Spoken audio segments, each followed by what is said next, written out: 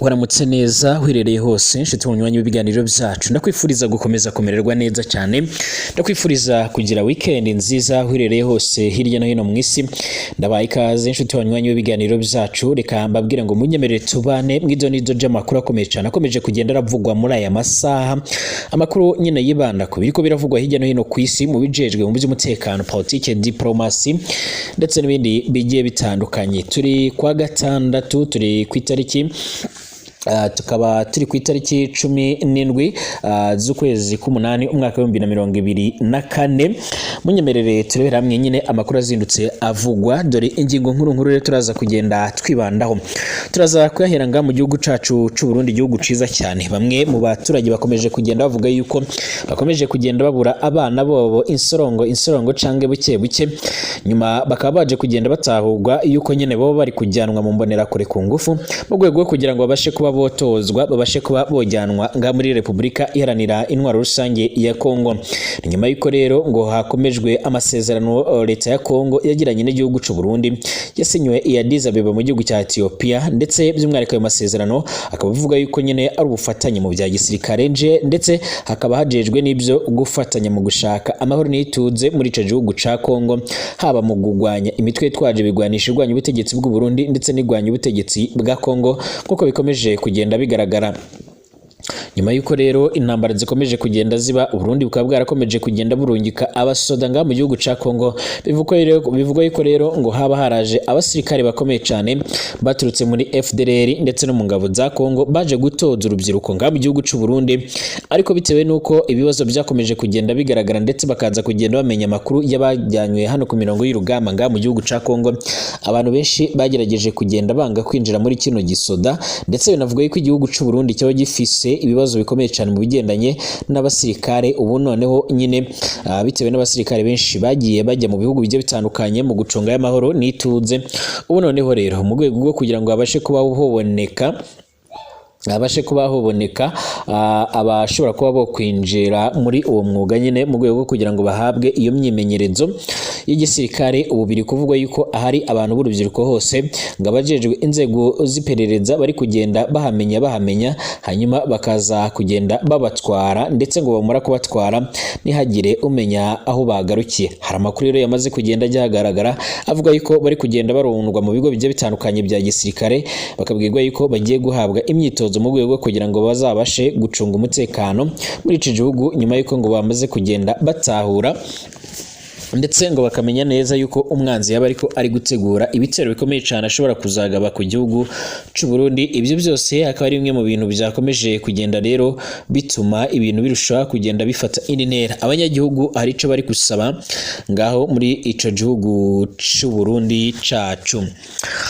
Kugeza ubu ngubu kandi mu Rwanda hamaze gushyirwaho guverinoma nshya nk'uko itegeko nshinga ribiteganya nyuma yo kurahira kwa perezida haba hagomba kutarenga iminsi ishika kuri 15 hatagiyeho minisitiri w'intebe nyuma yo kumushiraho kandi nabwo baba bakwiye kurenza iyo minsi hatagiyeho guverinoma nshya. Rero ni guverinoma abantu benshi bari kugenda baragarukaho bavuga yuko nta bantu benshi bahindutse cyakora harimo abayobozi bagiye batandukanye batigeze bagaruka muri iyi guverinoma cyangwa se batigeze bayisangamo. Nabyo byose turaza kugenda tubirebera hamwe muri rusange. Turarebera hamwe rero ibibazo by'umutekano bikomeje kugenda bigaragara muri Kongo nk'uko amakuru dufise akomeza kugenda atugera bivuga cyangwa se nk'uko bikomeje kugenda bigaragara ariko nanone turaza kugenda turebera hamwe ibindi bikomeje kugenda bivugwa cyane ku bitero biri gutegurwa nga muri kino gihugu ca Kongo mu rwego kugira ngo abashe kuba bo kwigarurira ibindi bice byose byamaze gufatwa n'umutwe wa M23. Hari amakuru rero akomeje kugenda avugwa y'inama igomba kubera i Washington DC muri Leta Zunze Ubumwe za Amerika n'inama igomba kuyoborwa na Padiri Nahimana Thomas asanzwe agwanya ubutegetsi bw'u Rwanda aba ako yanashinze guverinoma yiwe mu buhungiro. Hari amakuru yamaze kugenda agaragara aho turaza kwibanda ku murongo w'ibyigwa muri iyo nama. Ndabaramukije mwese ndabifuriza ibihe byiza cyane aho murereye hirya no hino ku isi mbabwira ngo ndabahaye ikaze mu makuru n'ibiganiro byacu aho tugiye kurebera hamwe amakuru akomeye cyane akomeje kugenda avugwa amakuru nyine yibanda ku bigendanye n'umutekano, politike, diplomasi ndetse n'ibindi bigiye bitandukanye. Ubwo mwese munyemerere turebera hamwe ibikomeje kugenda bivugwa cyangwa ibikomeje kugenda bigaragara. Abadukurikira ngaha mu gihugu cy'u Burundi ndabifuriza kumererwa neza mu ntara zigiye zitandukanye, mu makomine agiye atandukanye. Mwese tubahaye ikaze mu makuru n'ibiganiro byacu. Abadukurikira kandi murere hano ku mugabane wa Afrika mu bihugu bigiye bitandukanye, abari Kenya, Tanzania, Uganda ndetse no mu bindi bice bigiye bitandukanye byano ku mugabane wa Afrika, mwese ndabaramukije ndanabahaye ikaze inshuti banywanyi ibiganiro byacu. Ni Burundi News TV, iyi ni mbonesha kure imwe rudende ibandanya kubashikiriza amakuru agiye atandukanye, abari ko haravugwa amakuru adafise ivumbi namba, abayibanda kubiriko biravugwa mu bijejwe n'umutekano, politike, diplomasi ndetse n'ibindi bigiye bitandukanye. Abari hirya no hino mu isi turabaramukije. Niba ruvuga mbere ushitse ngaha rero ndanditse sabone kugira ngo ucuraronka amakuru n'ibiganiro byacu mu buryo bworoshe cyane. Option ni akamenyetso kameze nk'inzogera kazwi nka notification cyangwa notification, kugira ngo nyine ibiganiro byacu bibashe kuba byo kugeraho cyangwa se ibiganiro byacu ubashe kuba wabibona mu buryo bworoshe cyane. Reka turatangurire ngaha mu gihugu cy'u Burundi, igihugu cyacu ciza cyane. Nyuma yuko rero abanyagihugu bari bamaze iminsi bishima bavuga yuko nyine Nyirico Evariste Ndayishimiye ibintu atangiye kugenda arabishaka umurongo neza, nyuma yuko yari atangiye kugenda atanga ikigogwe kuri zimwe mu mfungwa byari bizwi neza yuko zifungiwe ubusa ngaha muri kino gihugu. Ubu noneho hatangwe inkundura ikomeye cyane, abanyagihugu bongeye kurakara ku buryo bukomeye cyane, ndetse gushika none bakaba bakomeje kugenda bavuga yuko ibintu biriko biraba atahantu na hamwe bigegeze biba ku isi. Ni mu gihe rero mu gihugu cy'u Burundi hatanguye ibikorwa byo gushimuta abantu cyane cyane bo mu rubyiruko, bivuga yuko baba bari kujyanwa mu mbonera kure kugira ngo babashe guherezwa imyimenyerezo y'igisirikare mu rwego rwo kugira ngo babashe kuba bokoherezwa muri Kongo. Ni nyuma yuko Bwana Tshisekedi bivuga yuko yoba yongeye kuvugana na mugenzi we Burundi ku murongo w'itelefone, maze akamubwira yuko hari ibitero bishasha ari gutegura ku muhari wa M23, ndetse akaba yifuza yuko yagira uruhara bishyiramo mu rwego rwo kugira ngo bashe gufatanya. Ibi kandi Nyirico Evariste Ndayishimiye agomba kubishyiramo ingufu kuko biri mu masezerano basinyanye ya Addis Abeba mu gihugu ca Ethiopia. Nyuma yuko rero iki gihugu cy'u Burundi gisano kinafise abasoda bake bari imbere mu gihugu, abandi bakaba baragiye mu mabatayo menshi cyane agiye atandukanye, haba muri Somalia, muri Kongo ndetse no muri Repubulika ya Centrafrica. Urana iki gihugu cy'u Burundi kikaba cyari cyarabuze uburyo nyine cyo kwinjiza abandi basirikare, maze kiza kwigira inama yo gutangira gushimuta. Bivuga yuko rero abasanzwe mu mbonera kure ndetse n'abandi bajejwe iperereza ngaha mu gihugu cy'u Burundi, kuko ubona uri urubyiruko waba uri umukobwa canke uri umuhungu, ico gihe ngo ufise amahirwe menshi cyangwa akaga kenshi ko kubokwerekereza muri ico ciciro cimbonera kure.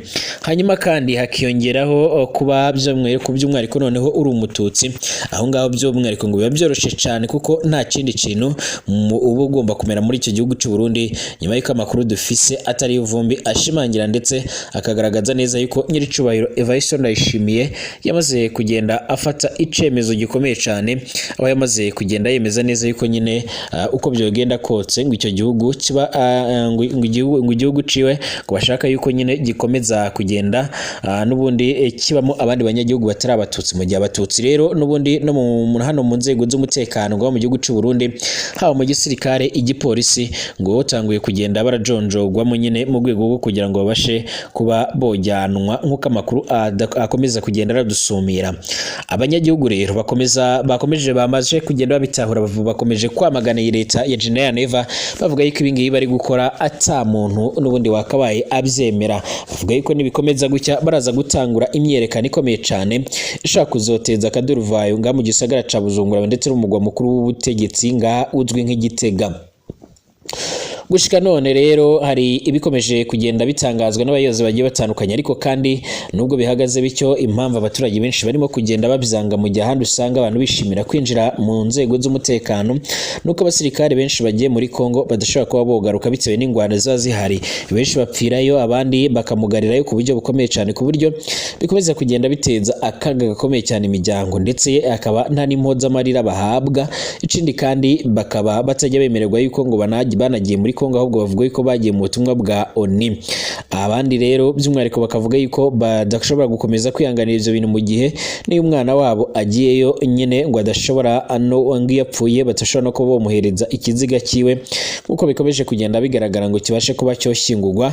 Bamwe mu basirikare bapfiye muri Kongo bakaza gushyingurwa mu gihugu cy'u Burundi niba abandi bari basanzwe bazwi bari bafise amapeti akomakomeye ku buryo bukomeye cyane.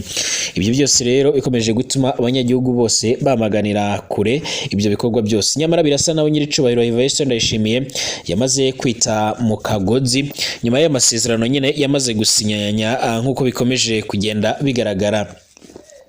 Reka twibukiranye neza muri uyu mwaka wa 2024 hari ku itariki 13 z'ukwezi kwa kabiri nibwo amakuru yakomezaga kugenda atubwira yuko perezida w'u Burundi Evariste Ndayishimiye yongeye gusubira muri Kongo, akaba ari ibigendanye n'ayo masezerano nyine bivuga yuko ashobora kuzatuma abana b'i Burundi ngaha bakomeza kugenda bashira muri Kongo.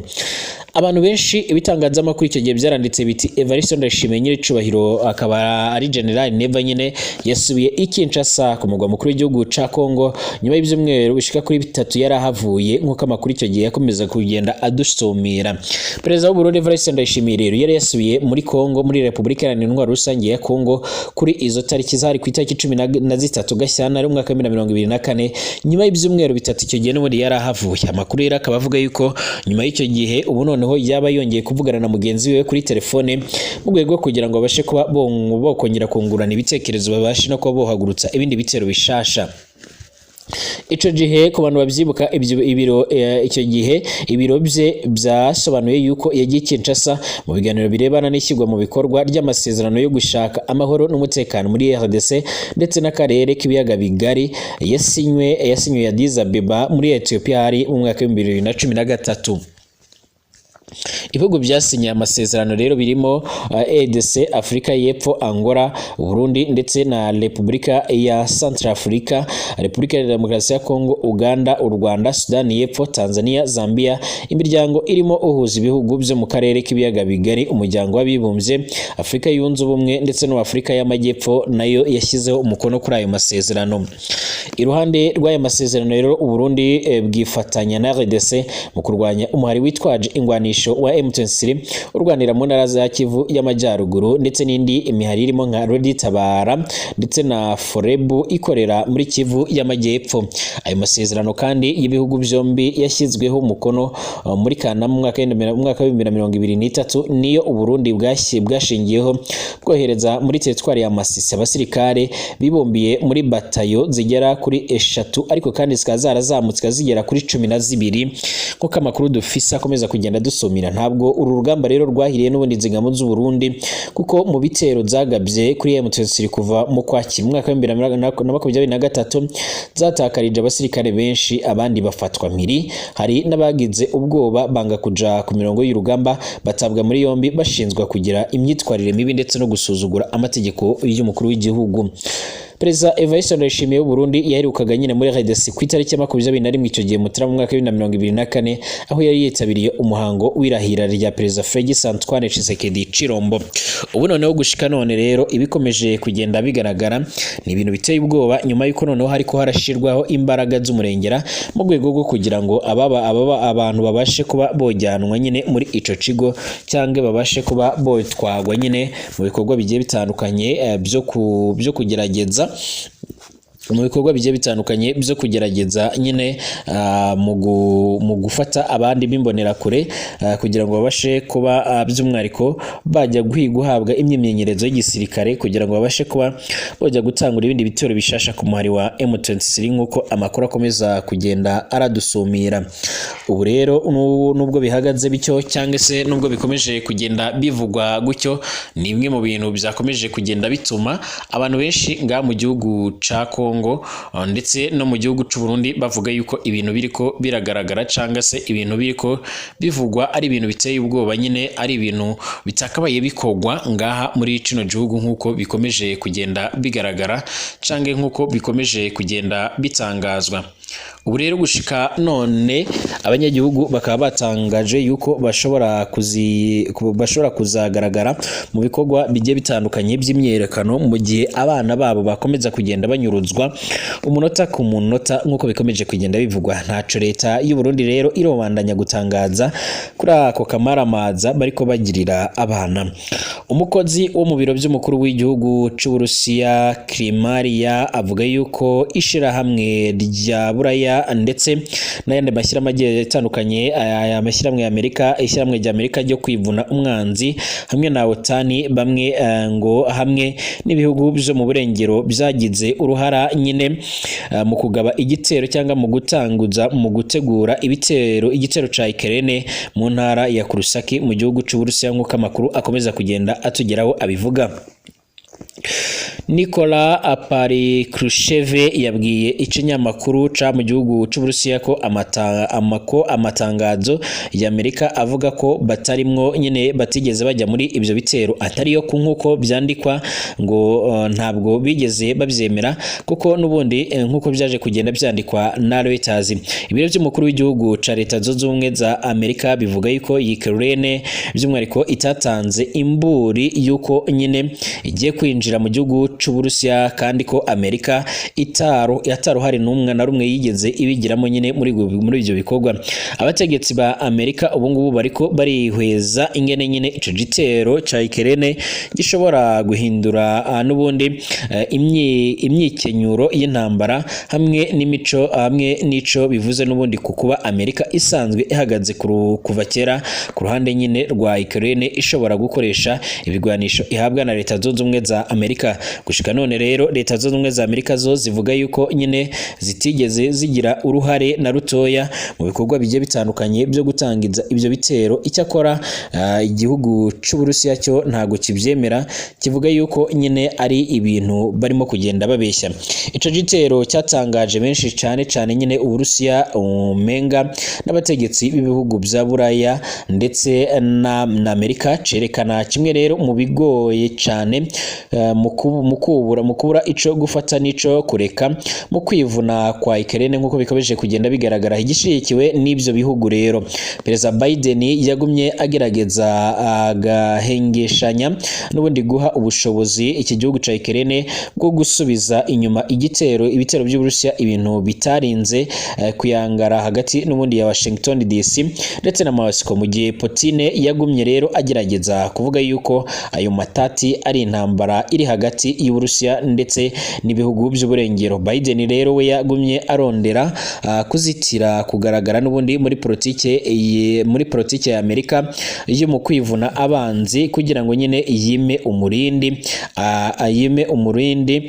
iyo mvugo ya Putin nyuma yirinde ko ibintu bishobora gukomeza kugenda birakomera. Ariko igitero ca Ukraine muri Kursk ca mbere kinini cyane cy'igisirikare cyo hanze ku butaka bw'Uburusiya kuva rero n'ubundi intambara ya kabiri y'isi iheze kubwa bihweza rero ibya gisirikare byazanye ibibazo byinshi cyane byihutirwa kuko gushika none amakuru dufise nyine ari ibiro by'umukuru w'igihugu ca Amerika ngo coba mu kanya gato cyaraguye aho ngaho kikagwa mu kantu kikibaza uburyo nyine iki gihugu camaze kugenda gifata icemezo gikomeye cyane cyo gutanguza ibi bitero bikomeye cyane nk'uko amakuru akomeza kugenda aradusumira.